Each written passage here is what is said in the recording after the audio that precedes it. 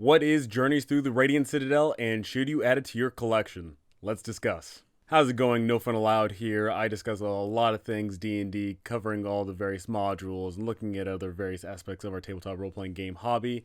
And today I am going to be showing off to you and reviewing Journeys Through the Radiant Citadel.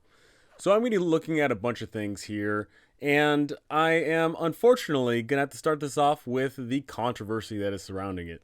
Journeys Through the Radiant Citadel is, without a shadow of a doubt, the most controversial book in the 5e lineup. I don't know if controversial is the right word for it, but it is causing quite a stir, and as you're looking at all these comments, I'm sure you're wondering what the heck is going on here. To paint a picture of how this book came about, Journeys Through the Radiant Citadel was created by a cast of POCs that all came together to share their experiences and craft various different adventures for this book. Now, on paper, that sounds fine, but unfortunately, there is a number of people who are voicing their concerns or dismay with how this book was both came about and how it was advertised. A lot of the marketing for Journeys Through the Radiant Citadel was discussing how it was by POC authors. And with that being the foremost part of the advertisement, that did lead a lot of people to suspect what exactly were the intentions for the creation of this book. Now, to give you some further context, the previous anthology adventures, Candlekeep Mysteries, had a POC author who wrote an adventure. And while the POC author submitted their adventure, Wizards of the Coast edited so heavily that when it released, it was no longer the product that the author once thought it was. And because the changes were so drastic, the author demanded that their name be stricken from all future printings. And it actually is present here in this book. In this book, you will not find the author's names right there, right next to the adventures.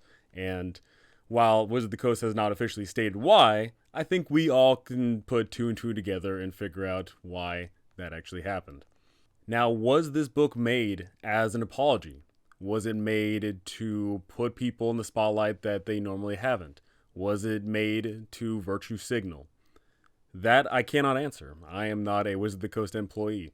They have not put out any official statements as of the time of this recording. I genuinely cannot tell you what they were thinking when they made this book. But regardless of the, once again, air quote, controversies over this book, there is just a lot of discussion going on about how books should be made and what the emphasis should be made on them. I wanted to discuss this a little bit because there is a lot of people who refuse to pick up this book because of the advertisement and because of the way that this book was created. And to that I will say, people are judging this book not based on the content found therein, but the color of the authors. Now, if you're looking for non-controversial things and want to support me, a content creator, then check out my Patreon, where I'm releasing maps and art and magazines filled with a whole bunch of goodies for your tabletop role-playing games. I'm also currently running a bunch of games through my Discord, so check that out and hop in on the summer of no fun games. So now on to what this book actually is. Journeys Through the Radiant Citadel is a collection of 13 different adventures and environments that your players can play along in. Now, every single one of the 14 places is all a fantasy depiction of a real-life location. Some of those have more modern roots, and others have a bit more of ancient roots.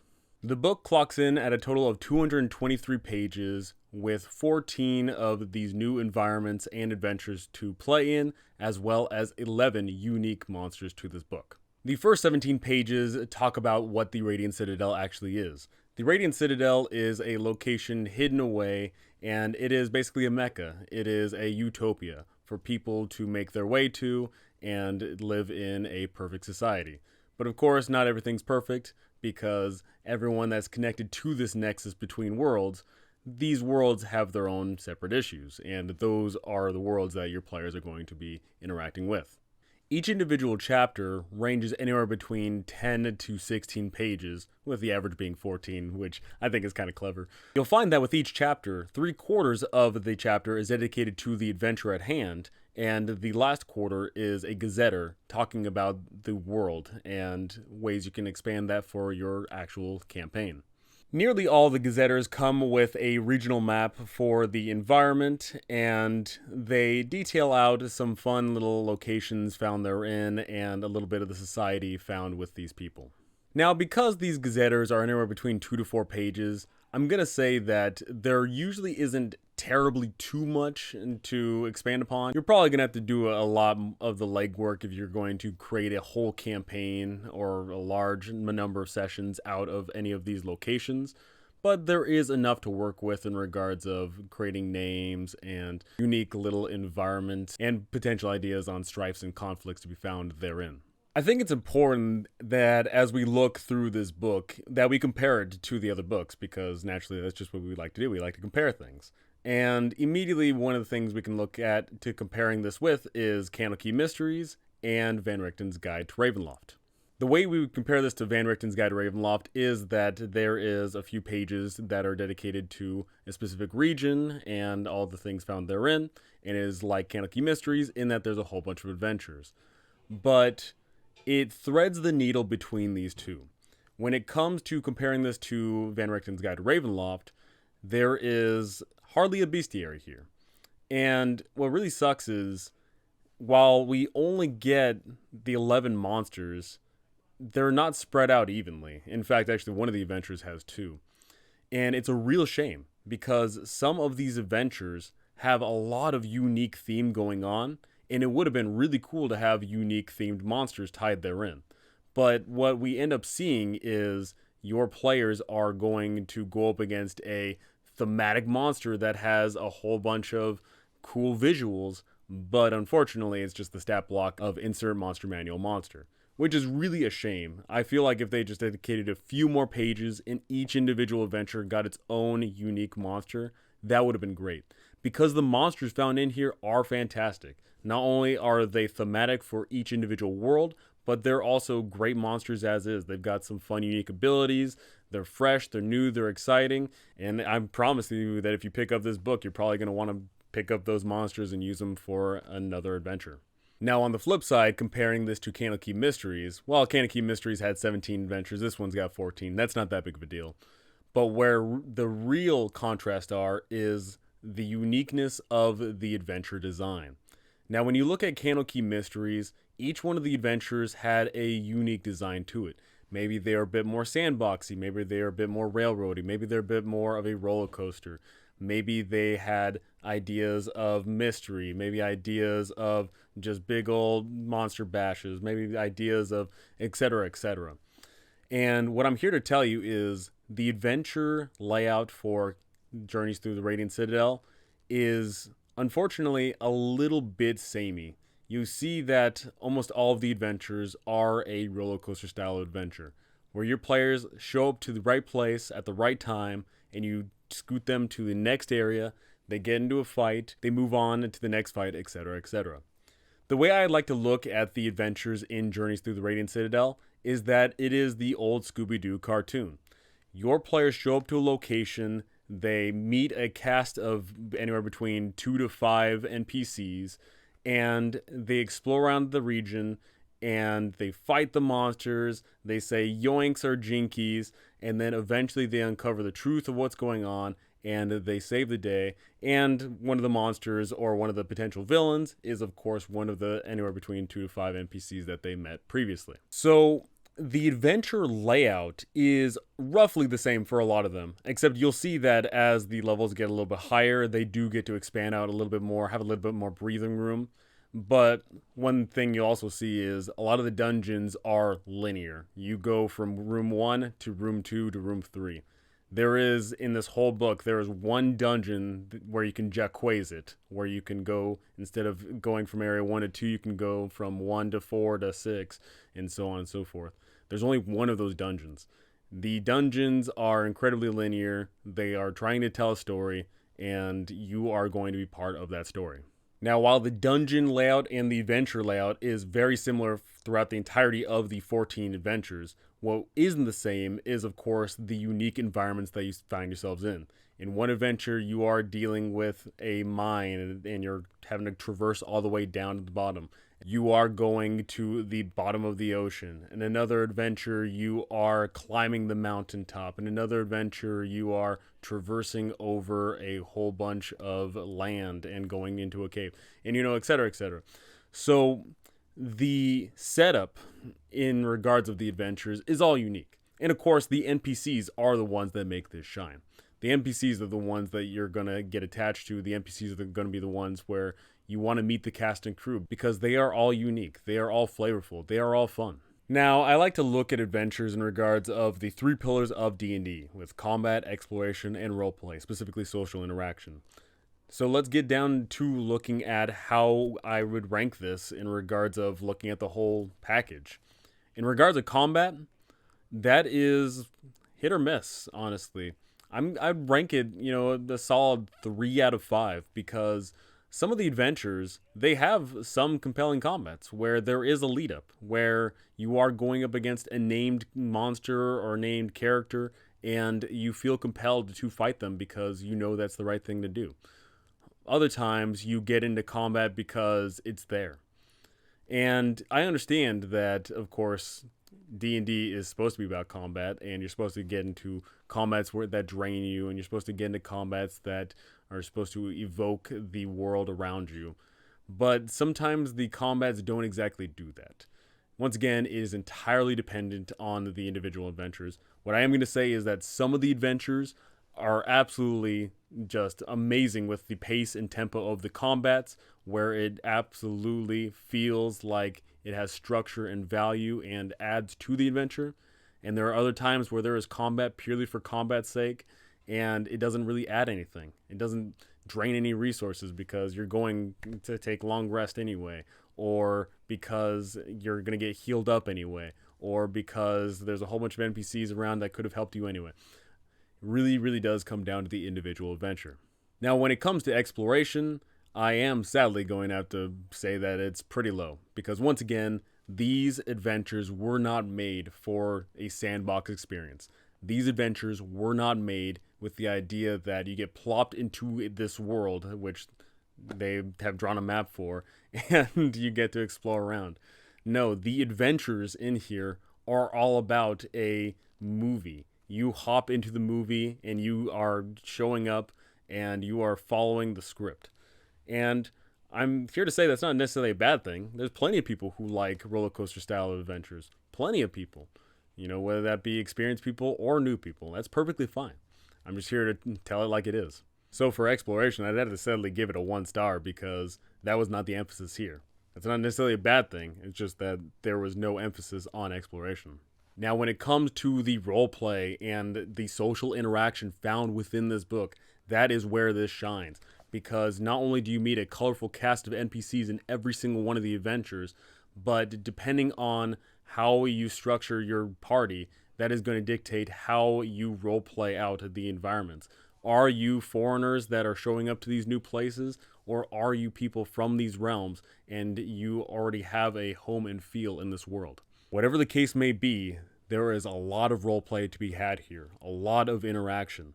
And sometimes that does rub against what the adventure is supposed to be because a lot of times I find that with players that really want to talk to these NPCs, you got to limit what the NPCs say. Even though you feel like you want to give them more. But if you give them more, then you're going to be ruining parts of the adventure, such as giving away some possible hints or giving away who could potentially be the bad guy. Which, once again, these are Scooby-Doo-like adventures where you are going to sit there, you're going to meet a couple of people, and it's more than likely that you already met the bad guy, and it's going to be one of the 5 people that you met. That's not always the case, but that does happen quite a bit. So for the roleplay aspect of this adventure, I'm absolutely going to give it a 5 out of 5. But something to note is you're going to have to make it work. You as a DM are going to have to go out of your way to read quite a lot. Because while, yes, as it is 5e, there's all the flavor text of when you show up to a destination, you read out the location, and then sometimes the NPCs will be part of that blurb of text or whatever. But that doesn't happen all the time.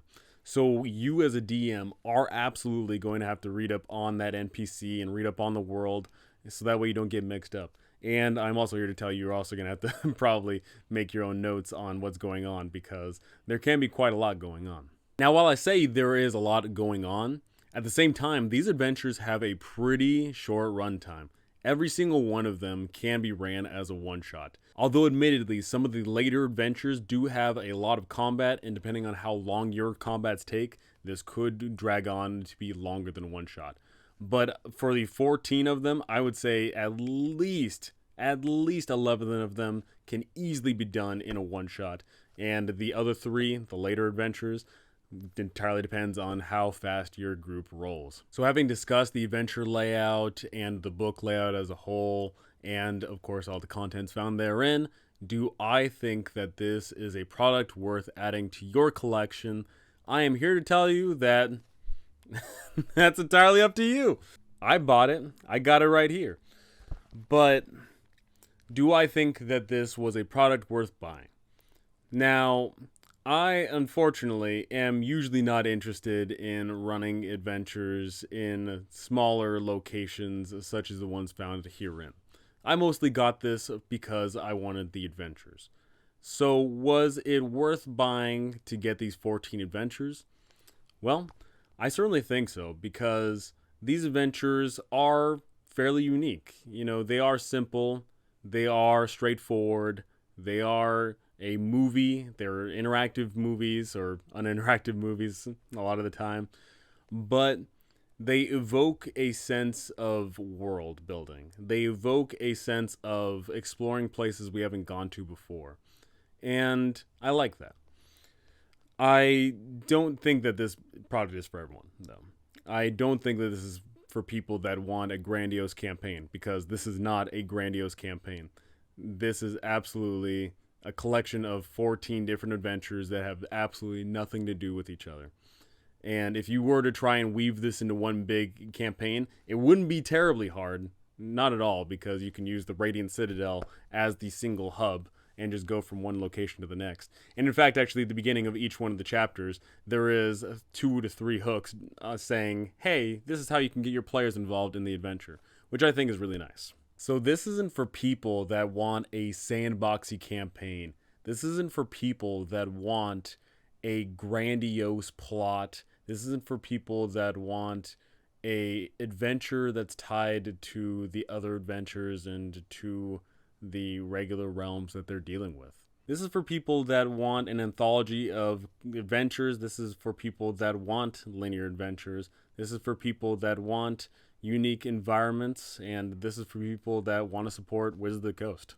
I think this book is perfectly fine, and that's sort of the issue. I think that it didn't excel. I think that it should have pushed itself to be something better. I think that they should have pushed this book to be far grander than anything they've done before. I feel like, as of right now, Wizards of the Coast is getting a little complacent in a way. They aren't doing anything to rock the ship, as it were. They're not doing anything to create something substantially new. They just created 14 different adventures with 14 unique little biomes to play some games in. And of course, as mentioned in the beginning of this video, there is a lot of hubbub about how this book came about. And there is a lot of discourse and discussion about all of that, and it's all over the social medias. And I'm sure if you just type in Journeys Through the Radiant Citadel, you're going to get a lot of mixed opinions. And that is really unfortunate. I really wish for Wizards of the Coast to push D&D to be the best it can be, because D&D is the gateway for so many people to get into the tabletop role-playing game hobby.